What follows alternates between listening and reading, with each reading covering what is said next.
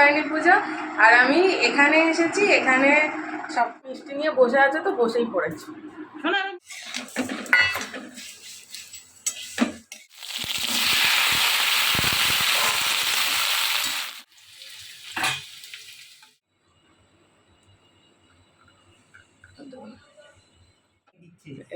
আমি নিচ্ছি তো, ছাড়বে তো।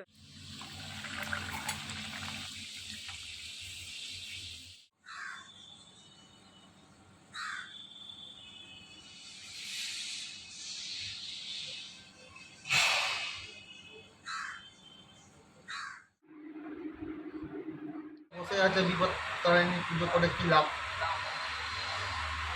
তুই এরকম বললি আমাকে?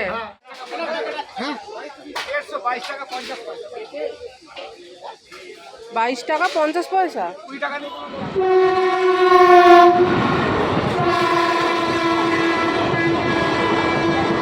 মানা এলো। হ্যালো গাইস, মায়ের বাড়ি থেকে আজকে ব্লগ স্টার্ট করছি, কারণ আজকে বিপত্তারিণী পুজো। আর আমি এখানে এসেছি, এখানে সব করবো, তারপর বাড়ি যাবো। আর এই যে সোনাদের কাছে কি রেখেছিস মানা? শোনাবে মিষ্টি। আইলা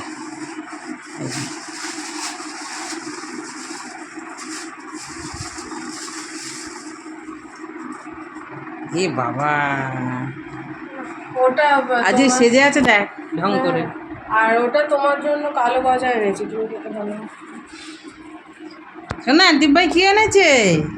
এ বাবা, সেটা তো আমারই আমার কথা ছিল, টাকা দিয়ে গেছি কিন্তু হবে না ওইখান থেকে। করলাম তো আবার কি। এই যে সব হয়ে গেছে, দেখাই।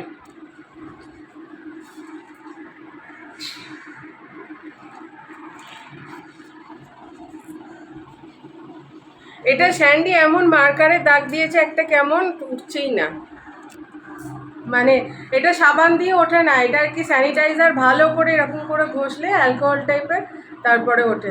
আমি কিচ্ছু খেয়ে আসিনি। এই যে দেখ, ট্যাটু কোথায়? একটু স্যান্ডি ট্যাটু করে দিয়েছে। এবারে জল খাবো, চা খাবো, যা খাবো খাবো, শরবত খাবো। সোনারা মিষ্টি নিয়ে বসে আছে, তো বসেই পড়েছে।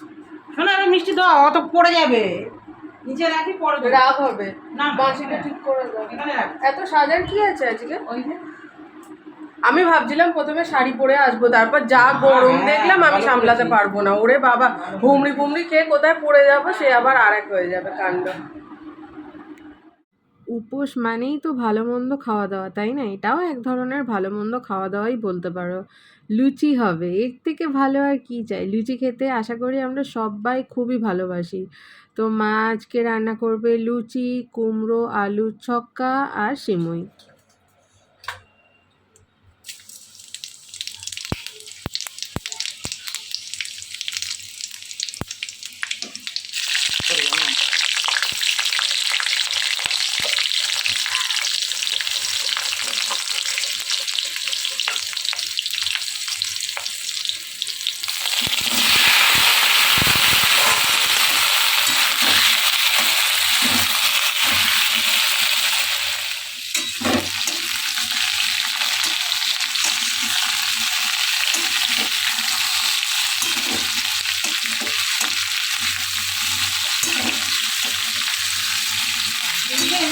দুটো করেছিলাম, একটা আছে।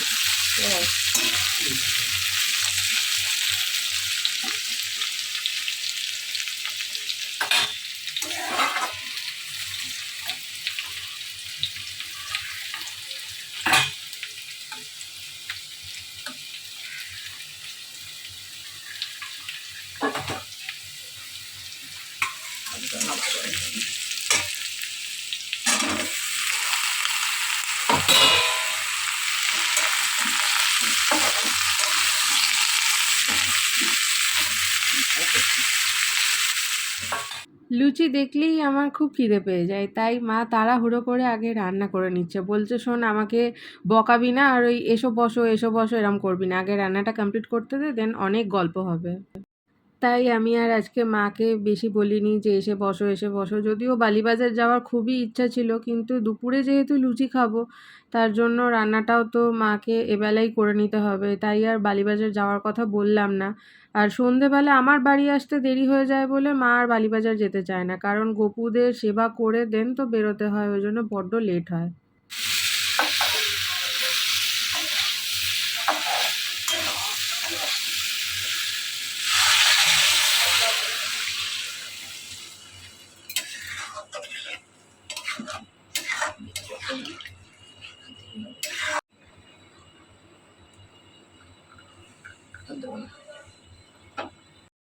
বড্ড তেষ্টা পেয়েছে বলে মা শরবত বানিয়ে দিল, যদিও এটা অনেকক্ষণ আগেই খাওয়ার কথা ছিল, কিন্তু মা আগে তরকারিটা বসিয়ে দিল, তারপরে আমাকে শরবতটা বানিয়ে দিল। মায়েরও করেছে।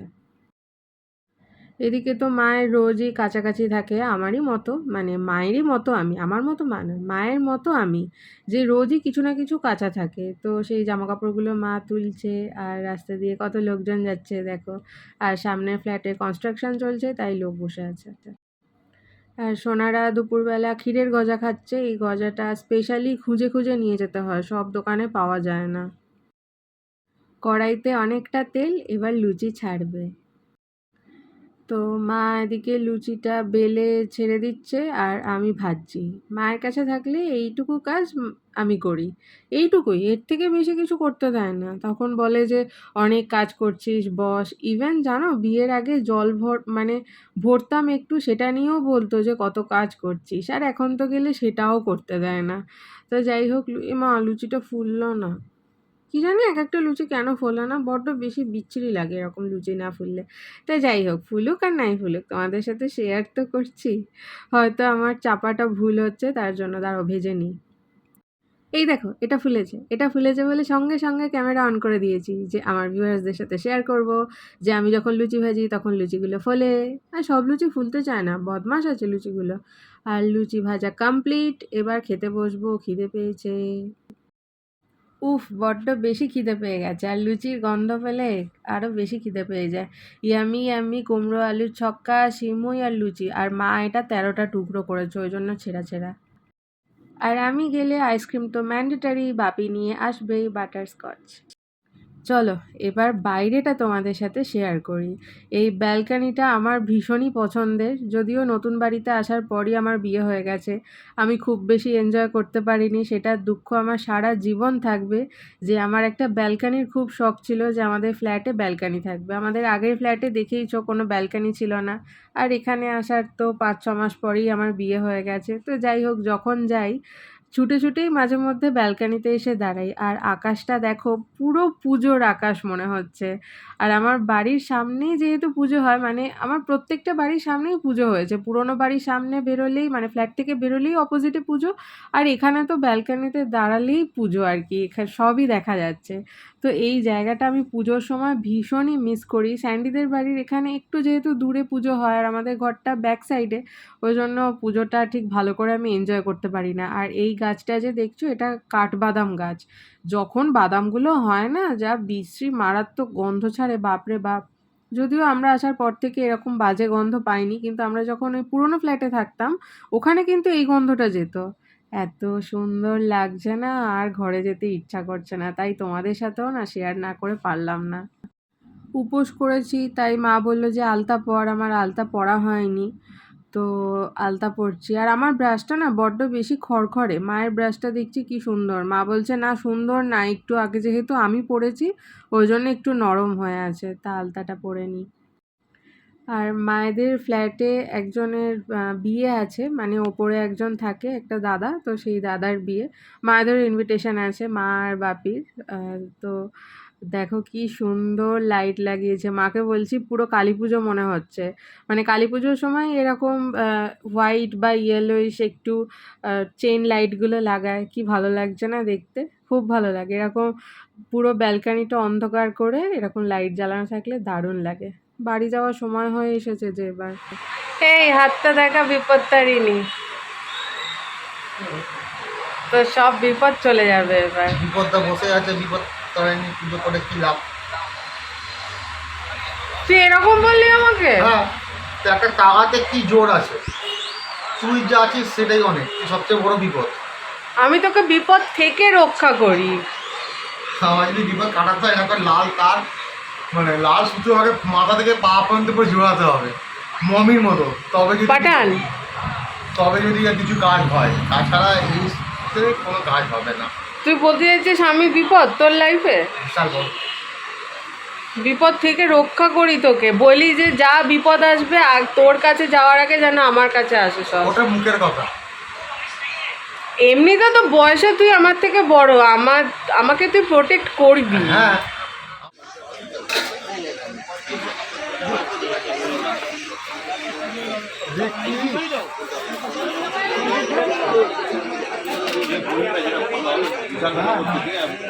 পটল ভেন্ডি 1 কিলো 40, পটল ভেন্ডি 1 কিলো 40, পটল ভেন্ডি 1 কিলো 40, কুমড়ো 1 কিলো করে 30 টাকা, কুমড়ো 1 কিলো করে 30 টাকা,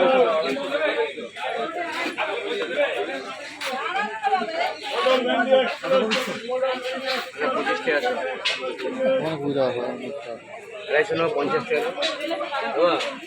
না না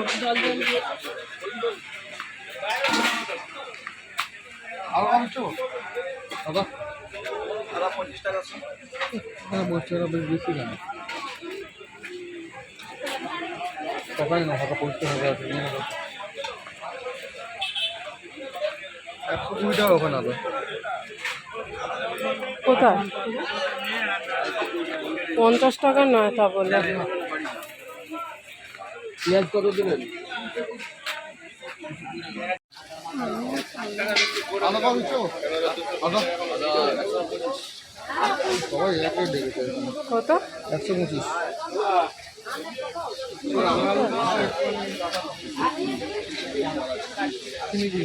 দাম সবই করে বেশি। হ্যাঁ নে অল্প করে আদা নে। একটা বেগুন নিয়ে নে। বেগুন কত করে? বেগুন 150 টাকা। কি হয়েছে? হ্যাঁ বেগুন খেতে হবে না, বেগুন খেতে হবে না, আদা নেই। দাও আদা দাও 100।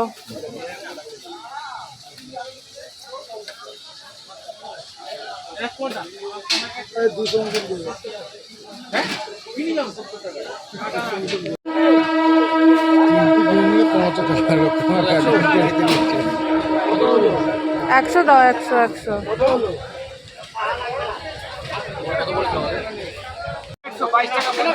হ্যাঁ 22 টাকা 50 পয়সা।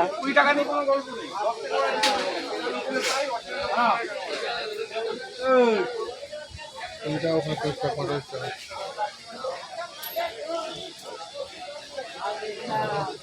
তোমার 1 জিবি আম দিয়ে দাও আমাকে, ছেড়ে দাও, বাড়ি যাও। মানে 120 টাকা কিলো হয়ে গেল হিসাব। 120 টাকা হিসাব মতো হয়ে গেল। হয়ে যাক। পেঁয়াজ কত দিচ্ছ? আসুন বর্দা। পেঁয়াজ কত দিচ্ছ? পেঁয়াজ 50। ওকে দে টাকা। এটা প্যাক চালা কেন বর্দা? 30 টাকা। লাগবে না এই প্যাকেটেই দিয়ে দিন। দে ওই প্যাকেটটা দে, 1000টা প্যাকেট নিয়ে লাভ নেই।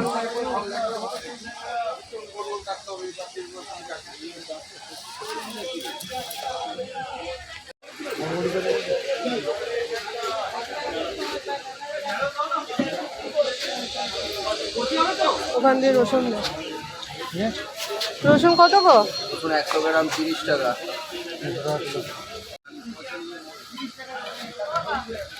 একসাথে অত নিস না। হ্যাঁ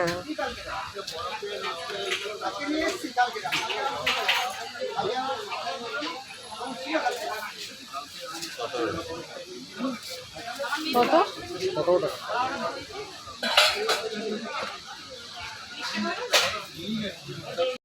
বাজারের যা দাম সেসব দেখে তো মাথা প্রায় ঘুরেই যাচ্ছিল। আমাদের সামনে এক কাকু বাজার করছিলেন, উনি 3টে জিনিস নিয়েছে, 2টো ডাটা, 2টো রাঙা আলু আর 2টো কী জিনিস নিয়েছে, সেটাতে যখন বলেছে 120 টাকা, উনি তো ব্যাগটা ধপ করে মাটিতে ফেলেই দিলেন। তো যাই হোক, এরকমই উপক্রম আমাদেরও।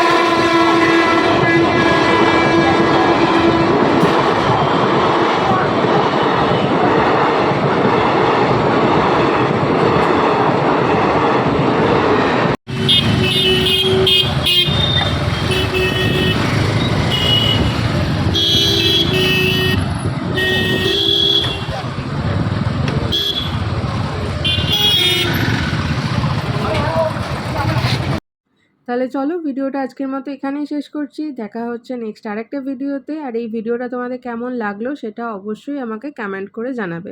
ভালো লাগলে একটা লাইক করে দিও আর আমার চ্যানেলকে সাবস্ক্রাইব করো। আর ফ্রেন্ডস আর ফ্যামিলি সবার সঙ্গে অনেক অনেক অনেক শেয়ার করো। দেখা হচ্ছে নেক্সট একটা ভিডিওতে। Till then take care, tata.